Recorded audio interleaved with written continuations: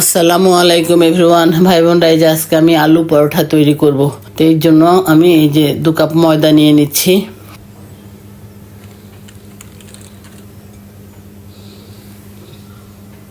এই যে এর মধ্যে আমি সামান্য আমার স্বাদ মতো লবণ দিয়ে দিলাম, একটু তেল দিয়ে দিব, আর একটু বেকিং সোডাটা দিয়ে সুন্দর মতন আমি হাত দিয়ে একদম নেড়ে নেড়ে ঘষে ঘষে মেখে নিয়ে যখন দেখবো যে মাখা হয়ে গেছে, তারপর হালকা কুসুম গরম পানি আমি দিয়ে দিব। সব কিছু দেওয়া শেষ। এই যে এখন আমি কুসুম, মানে আমার নখ সহ্য হয় এই ধরনের, বেশি গরম না, হালকা কুসুম পানি দিয়ে আমি এই যে নেড়ে চেড়ে সুন্দর মতো একদম হাত দিয়ে মেখে টেখে তারপর আমি ম্যারিনেট করে রাখবো মিনিমাম 10 থেকে 15 মিনিট। এই তো আমার সুন্দর মতো আমি হাত দিয়ে একদম মেখে টেখে ডোটা কমপ্লিট করে ফেললাম। এখন উপরে সামান্য তেল দিয়ে আমি এখন ঢেকে রাখবো 15 মিনিট। এর মধ্যেই আমার যে আলু পরোটার পুরটা তৈরি করতে হবে, আমি এখন পুরটা তৈরি করতে চলে যাব। এই যেখানে আমি প্যান বসিয়ে দিয়েছি, প্যানের মধ্যে আমি তেল দিয়ে দিলাম। তবে আলু সিদ্ধ করে আমি আলু গ্রেট করে নিয়েছিলাম। আলু গ্রেট করার উদ্দেশ্য কোনো গোটা টোটা থাকবে না, তাহলে রুটিটা বেলতে সুবিধা হবে। কারণ গোটা থাকলে রুটিটা বেলতে গেলে একটু ফোটা হয়ে যাবে, যার জন্য এই যে তেল দিয়ে দিলাম, তার মধ্যে একটু ঘি দিয়ে দিলাম। এই যে পেঁয়াজ কুচি দিয়ে দিচ্ছি, পর্যায়ক্রমে যা যা দিতে হবে আমি একে করে দিয়ে দিচ্ছি। এই যে আমার পেঁয়াজ লাল হয়ে গেছে, এখন আমি এর মধ্যে আমি ওটা স্কিপ হয়ে গেছে, একটু আদা রসুন বাটা দিয়ে পানি দিয়ে দিয়েছি। এখন আমি এই যে গরম মশলার গুঁড়া, ধনিয়ার গুঁড়া, এই যে সামান্য জিরার গুঁড়ি, এই যে এটা আমার একটা সুন্দর পাঁচফোড়নের মশলা করা ছিল, পাঁচফোড়ন গুঁড়া। কারণ এই যে এখানে সামান্য একটু লবণ, লাল মরিচের গুঁড়োটাও দিয়ে দিব একটু পরে। এখানে পাঁচফোড়ন গুঁড়োটা দিলাম এই জন্য, কেন এই আলু পরোটায় সাধারণত ওটা যখন আমরা ছিঁড়ে খাবো তখন একটু দেখা যায় যে পাঁচফোড়নের একটু সুন্দর সেন্টটা আসে, যার জন্য আমি একটু পাঁচফোড়ন গুঁড়ো দিয়ে দিলাম। এই যে আমি এখন এর মধ্যে আলু দিয়ে দিলাম, লাল মরিচের গুঁড়িটা দিয়ে দিব।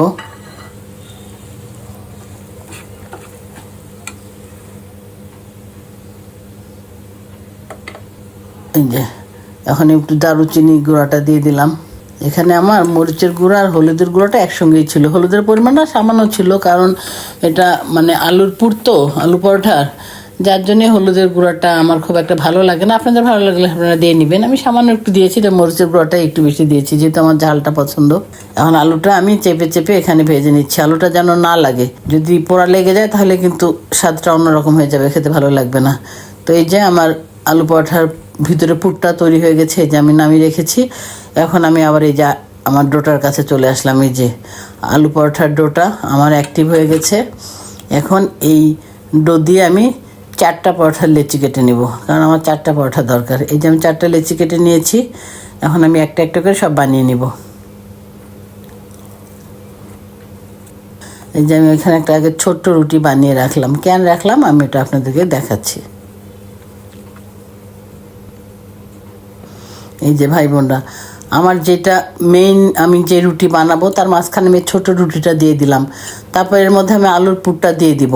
আপনারা দেখতেই পাচ্ছেন, আমি এই যে বড় রুটিটার মাঝখানে ছোটো রুটিটা দিয়ে ওর উপরে আলুর পুরটা দিয়ে দিচ্ছি। এবং কেন দিচ্ছি এই যে আপনারা দেখেন।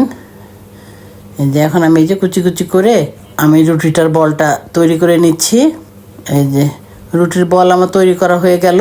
এখন এই যে মাথায় এখানে এটা হচ্ছে মোটা হয়ে গেছে, আর নিচেটা পাতলা হয়ে যাইতো যদি আমি ওই সাপোর্টটা না দিতাম, যার জন্য ছোটো রুটিটা বেলে আমি ওই রুটির মধ্যে দিয়ে দিলাম। দিয়ে এখন এই যে উপরের মাথাটাও যেমন হলো, নিচের মাথাটাও তেমন হলো। এখন এভাবে আপনারাও বানিয়ে নেবেন, এভাবে যে আমি বানাচ্ছি দেখবেন সুন্দর, আর ফেটে যাবে না। অনেক সময় দেখা যায় কি নিচেরটা পাতলা হয়, ফেটে যায়। আর এই ছোট্ট একটা রুটি বানিয়ে এভাবে ভিতরে দিয়ে ওর উপরে পুর দিয়ে এভাবে রুটিটা করে নিলে আর ফাটে না, যেহেতু সাপোর্ট পেয়ে যায় আর ফাটে না। আপনারা এভাবে তৈরি করবেন ভাই বোনরা। তো এই তো আমার রুটিটা হয়ে গেল, এখন আমি এটা ভেজে নেবো। এই যে প্যান বসিয়ে দিয়েছিলাম, প্যানটা গরম হয়ে গেছে।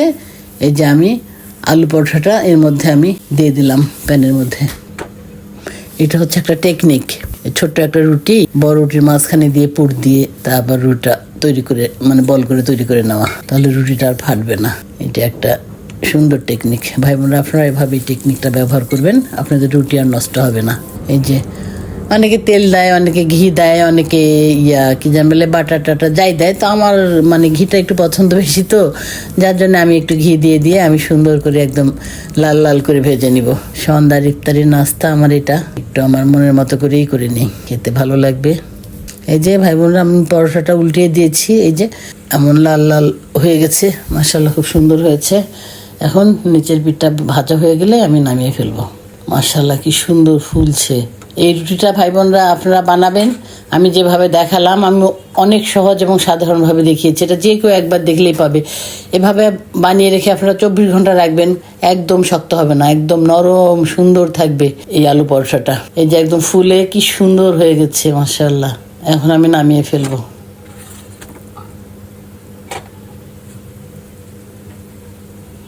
এই যে ভাই বোনরা, এভাবে আমি আমার বাকি 3টা আলু পরোটাও তৈরি করে নেব।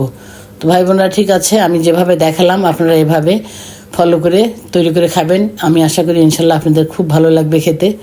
তো ঠিক আছে, আপনারা আমাকে সাবস্ক্রাইব এবং ফলো করে আমার পাশে থাকবেন। আপনারা অনেক ভালো থাকবেন। আল্লাহ হাফেজ।